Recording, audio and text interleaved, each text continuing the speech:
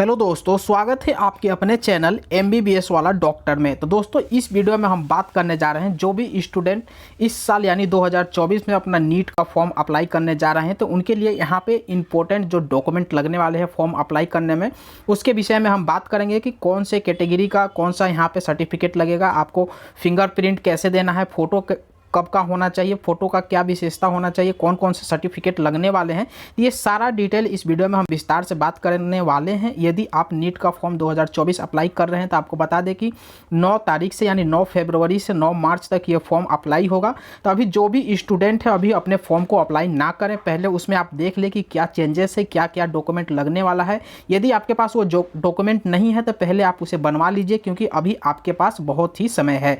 तो जैसे आप यहाँ पे लिस्ट ऑफ डॉक्यूमेंट में देख सकते हैं, आपके स्क्रीन पर दिखाई दे रहा होगा, जो NTA ने अपना नीट का बुलेटिन जारी किया है उसी में ये दिया हुआ है कि आपको कौन कौन से डॉक्यूमेंट चाहिए। तो यहाँ पे आप देख सकते हैं, सबसे पहले जो कैंडिडेट अप्लाई करने वाले हैं वो अभी अपना रिसेंट का पासपोर्ट साइज फ़ोटो जाकर किसी भी फ़ोटोशॉप पे जाके अपना फ़ोटो खिंचवा सकते हैं। फ़ोटो स्टूडियो पर जाना है, आपको फ़ोटो किस तरह से खिंचवाना है तो आप वहाँ पे जाइएगा, उसे बताइएगा कि आपको पासपोर्ट साइज फ़ोटो चाहिए और वहाँ पे सेम उसी फ़ोटो का पोस्ट कार्ड साइज फ़ोटो चाहिए, जो उसको आप बताना पड़ेगा कि 4x6 का डायमेंशन होना चाहिए। तो वो फ़ोटो वाले जानते हैं कि 4x6 का पोस्ट कार्ड साइज फ़ोटो कैसे बनाया जाता है। तो आपका दोनों पासपोर्ट साइज और पोस्ट कार्ड साइज दोनों फ़ोटो जो है वो सेम फ़ोटो होना चाहिए। आपका फ़ोटो का जो बैकग्राउंड है, याद रखिएगा कि बैकग्राउंड आपका वाइट होना चाहिए। आपका जो फेस है वो 80% विजुअल होना चाहिए। आपके दोनों कान दिखाई देने चाहिए।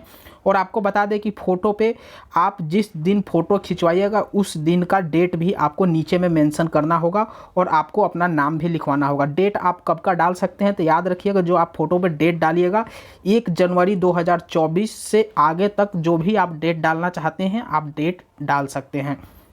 आपको बता दें कि आप जो डेट डालिएगा उस डेट के बाद ही फॉर्म को अप्लाई करिएगा। ये नहीं कि आपने डेट कोई और डाल दिया, जैसे आपने फरवरी का लास्ट का डेट डाल दिया, आपने फरवरी के शुरू में ही फॉर्म अप्लाई कर दिया, तो ऐसे में फॉर्म रिजेक्ट हो सकता है। तो जो भी डेट आप डालिएगा फ़ोटो पे, उस डेट के बाद ही फॉर्म को अप्लाई करिएगा। फ़ोटो का डेट किस तरह से आपको डालना है तो जैसे आप नीचे में जाइएगा तो इस तरह से ये आपका पासपोर्ट साइज फ़ोटो और पोस्ट कार्ड साइज फ़ोटो आपको दिखाई दे रहा होगा। यहाँ पे सबसे पहले वाइट बैकग्राउंड आपका रहना चाहिए और यहाँ पे कैंडिडेट का नाम, जो भी कैंडिडेट का पूरा नाम हो, नीचे यहाँ पे इस तरह से लिखा होना चाहिए और जिस डेट को आप फ़ोटो खिंचवाइएगा वो डेट यहाँ पे नीचे लिखा होना चाहिए। आप वहाँ पे स्टूडियो वाले को बता दीजिएगा कि इस नाम से ये डेट डालना है तो वो बना देगा। यहाँ पे आप देख सकते हैं, जब फ़ोटो अपलोड करने के लिए आप जाइएगा तो फ़ोटो आपको 10 KB से 200 KB के बीच में JPG फॉर्मेट में पहले ही अपने मोबाइल में सेव करके रख लेना है, या फिर जो साइबर कैफ़े वाले करेंगे उनको अपना फ़ोटो दे देना है। और यहाँ पर आपको पोस्ट कार्ड साइज फ़ोटो भी इसी तरह से अपलोड करना होगा। आपको बता दें कि जब आप फ़ोटो बनवाने जाइएगा तो यहाँ पे बहुत ही इंपॉर्टेंट चीज़ ये है कि आप इसको ध्यान से सुनिए। जब आप फ़ोटो बनवाने जाइएगा तो उसको जो भी स्टूडियो वाला आपका फ़ोटो बनाएगा उससे पोस्ट कार्ड साइज जो फ़ोटो है वो यहाँ पे 4 से 6 पोस्ट कार्ड साइज फ़ोटो उससे बनवा लीजिएगा और 6 से 8 जो है पासपोर्ट साइज फ़ोटो बनवा लीजिएगा और ये फ़ोटो बनवा के अपने पास रख लीजिएगा। और उसके बाद जो वो फ़ोटो अपने कंप्यूटर में सेव करके रखता है तो उससे वो फ़ोटो अपने ईमेल पे सेंड करवा लीजिएगा, क्योंकि अगर आपका सिलेक्शन हो जाता है नीट में तो ये फ़ोटो कम से कम 30 से 35 फ़ोटो लगते हैं। तो आपके अगर मोबाइल में फ़ोटो रहेगा तो आप फिर उससे प्रिंट करवा लेंगे। अदरवाइज़ अगर आपके पास जो पुराना वाला फ़ोटो है उससे भी फ़ोटो आप बनवा सकते हैं।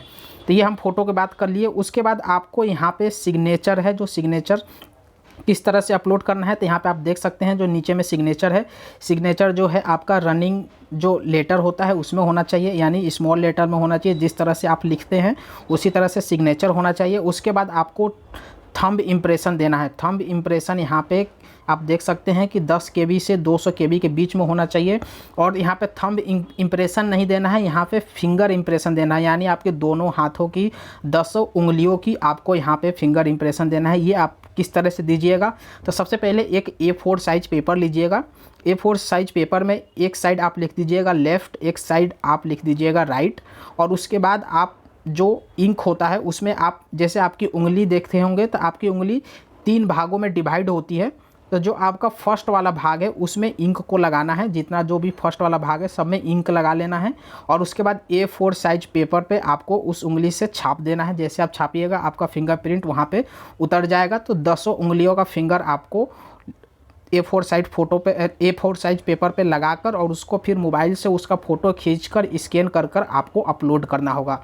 तो ये कुछ इन्फॉर्मेशन है। उसके बाद यहाँ पे आप देख सकते हैं और जो इम्पोर्टेंट डॉक्यूमेंट लगने वाले हैं, डॉक्यूमेंट में क्या क्या लगने वाला है तो आप यहाँ पे आपके स्क्रीन पर दिखाई दे रहा होगा जो डॉक्यूमेंट लगने वाला है।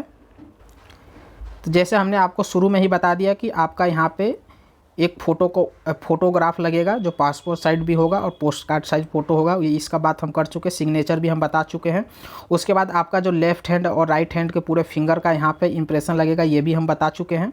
उसके बाद यहाँ पे नीचे में आइएगा जो डॉक्यूमेंट आपको अपलोड करना होगा, तो यहाँ पे क्लास 10th का सर्टिफिकेट अपलोड करना होगा। याद रखिएगा सर्टिफिकेट और मार्कशीट में डिफरेंट होता है, तो जो आपका सर्टिफिकेट होगा उसको अपलोड करना है।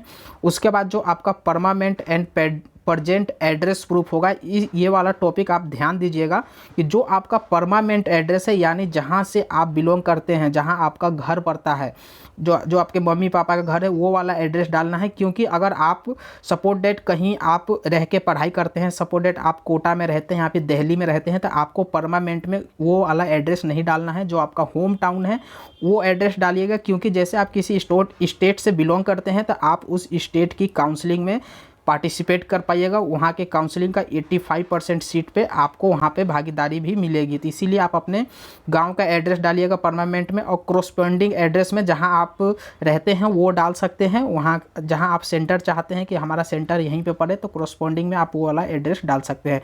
यहाँ पे सिटीजनशिप सर्टिफिकेट ये किसके लिए है, जो यहाँ पे NRI लोग हैं वो अपना एम्बेसी द्वारा जाके जो यहाँ रहते हैं तो एम्बेसी द्वारा जाके वहाँ से अपना सिटीजनशिप एम्बेसी द्वारा बनाएंगे सर्टिफिकेट, ये उनके लिए है। उसके बाद यहाँ पे कैटेगरी सर्टिफिकेट जो है, category certificate EWS OBC SC ST सभी का कैटेगरी सर्टिफिकेट लगेगा।